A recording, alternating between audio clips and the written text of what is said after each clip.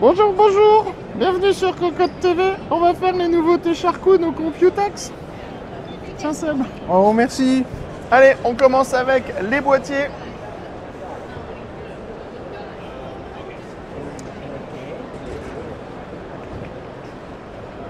On commence avec les boîtiers de chez Sharkoon, à savoir VS8, VS9. C'est un boîtier classique qui propose tout ce dont on a besoin aujourd'hui: cache alimentation, braquette, cable management, gros accès backplate, possibilité de mettre 3 ventilateurs de 120 mm sur la partie avant. On a la possibilité de mettre 2 ventilateurs en 120 mm dans la partie haute. On a un 120 mm à l'arrière. Le boîtier va arriver livré avec 2 ventilateurs à l'avant, un ventilateur à l'arrière. Quand on sera sur du non RGB, ça sera 49,90 €. Quand on sera sur du RGB, on sera sur 59,90 €. Donc c'est vraiment pas cher. Et on aura une version blanche, une version noire. Comme vous pouvez le voir, le châssis il est vraiment très à jour. Donc ça fera un très bon boîtier budget. Ensuite, on va avoir, je passe devant la caméra, nous allons avoir le Lorenzo Lamas des boîtiers, à savoir le Rebelle.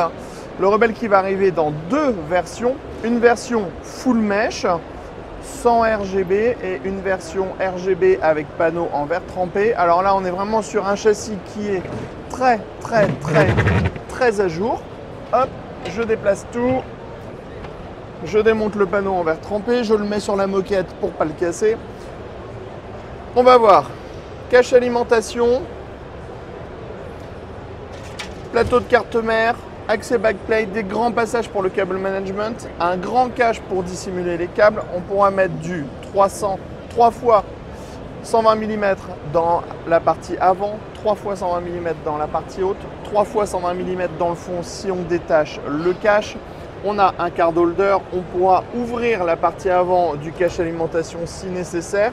Et tout ce qui va être partie stockage, ça va se mettre sur la backplate à l'arrière qui est démontable. Le boîtier, il va arriver en version non RGB à partir de 99 €.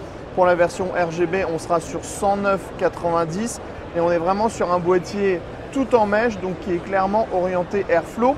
Et sur le RGB, on a directement en fait la gestion avec un petit bouton, donc c'est ultra simple à utiliser. On va passer sur les claviers.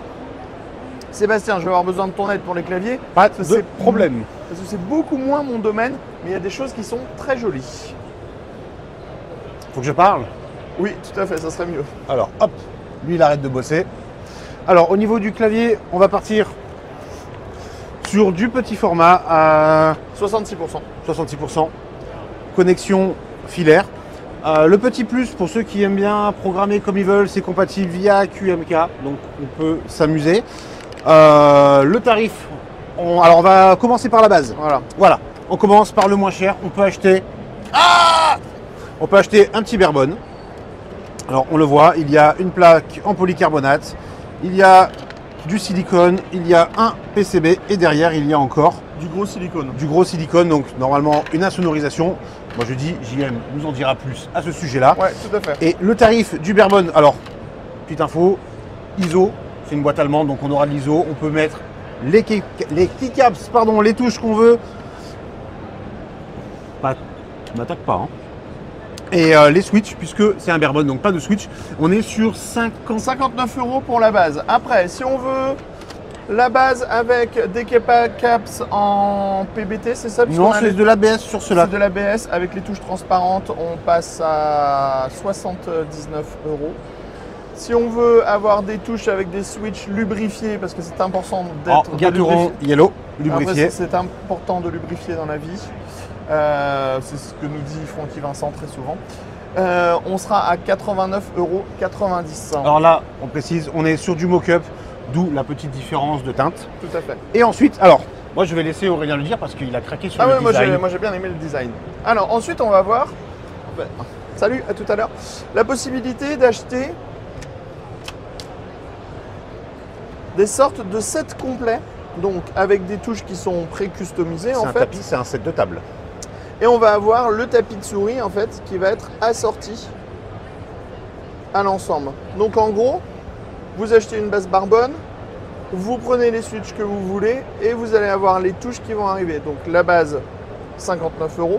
Et ensuite, pour 29 € de plus, vous allez pouvoir ajouter les touches comme ça customisées. Il y a plein d'autres modèles, on va tous les mettre dans la vidéo. Et vous avez aussi votre clavier. Donc moi, je trouve ça vraiment pas mal au niveau du C'est pas mal. On pourra aussi, pour une vingtaine d'euros, avoir le câble enroulé avec le petit stabilisateur Avec ici. le petit stabilisateur, c'est 19,90 €. Ouais, c'est 20 €, c'est pas cher. Ensuite, on va avoir bientôt... Je démonte tout et je ne rangerai pas derrière, hein, je vous le dis. Ensuite, on va voir Une souris. Prototype pour l'instant, pas encore de nom. Ouais, tout à fait, c'est un prototype. Donc, en gros, c'est une souris sans fil avec...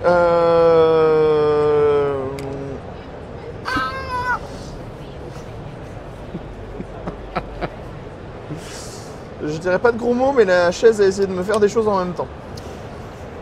Souris sans fil, 60 grammes, donc plutôt léger, transparente en dessous, plutôt jolie, RGB.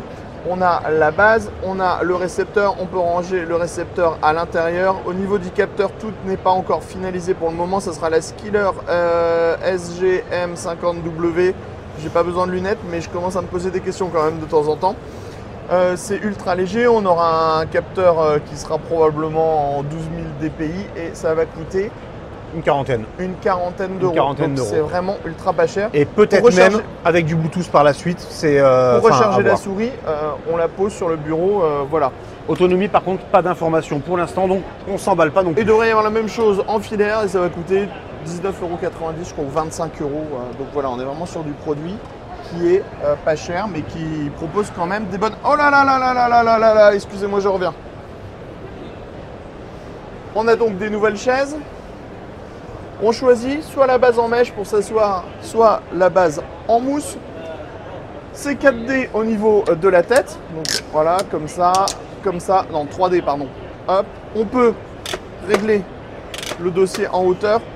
On peut régler ensuite, non pas le lombaire. On peut régler les accoudoirs.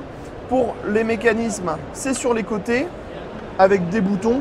Franchement, ça fait le job. Clairement, ça fait le job. Quand on aime les chaises qui ne sont pas orientées gaming et plutôt un petit peu orientées ergo. Et au niveau du prix, on sera à 229 € pour que le modèle gris tout mignon ou le modèle avec une assise plus classique. On continue? On continue. Ou on a terminé? Il reste encore petit. Ah, si on peut parler encore clavier un peu, si vous voulez. Produit étrange, s'il en est quand même. Oui. Ce modèle. Les touches sont en polycarbonate. Voilà, c'est original. On a, hop, ça peut s'enlever pour avoir un look différent. Alors pour l'instant, on est sur du Kailh sur les switches. Pas beaucoup d'informations à dire pour l'instant à ce sujet. C'est quand même assez lourd pour du polycarbonate. Ouais. Ça a l'air super costaud. Par contre, on a un vrai ressenti de plastique, c'est mon avis. Ouais, puis Quand on touche, et sur pour les diodes. Et c'est très RGB. Donc peut-être plutôt pour les gens qui sont vraiment fans de RGB. Exactement. On va terminer avec Sharkoon. Avec les nouveaux Pure Writer. Pure Writer. Pure Writer. Pure. Yeah. Pure Writer. You sure? W65. Ouais. Donc c'est la seconde génération. Des switches fins. Alors je vais essayer de retirer sans casser la touche. Voilà. Donc ce sont des petits switches. En Red, il devrait y avoir du blue aussi normalement, Ouais, pour ceux qui aiment quand ça fait du bruit. C'est de l'ABS, hein, c'est voilà. C'est filaire, pas de pilote, on branche, ça marche, tout se fait directement via la touche fonction pour le RGB. C'est filaire et sans fil. Pardon, c'est filaire et sans fil. C'est filaire et sans fil. C'est pour ça qu'il est allumé alors qu'il n'y a pas de câble. Voilà, il y a un petit interrupteur. Et au niveau du ressenti, c'est plutôt assez agréable. Oui, Voilà, et puis surtout, ça fait pas trop de bruit. cette série chez Sharkoon, elle est vraiment pas chère. Voilà. Après, un petit tour des différents modèles on va peut-être. vous montrer les différents setups de... Donc là, on est dans la version sous l'océan pour la petite sirène. Sous l'océan, sous l'océan. Ici, on est sur J'aime beaucoup celui-là. Mars. Je sais pas, c'est orange. Vraiment, c'est très joli. Hein, les setups sont très sympas. Et il y en a un dernier à découvrir de l'autre côté.